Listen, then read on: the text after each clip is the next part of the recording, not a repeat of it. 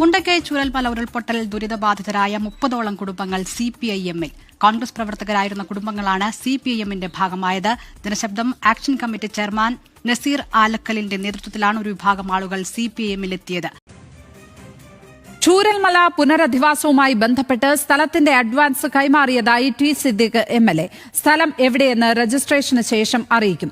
ഈ മാസം തന്നെ വീടുകളുടെ നിർമ്മാണം തുടങ്ങുമെന്നും ടി സിദ്ദിഖ് പറഞ്ഞു.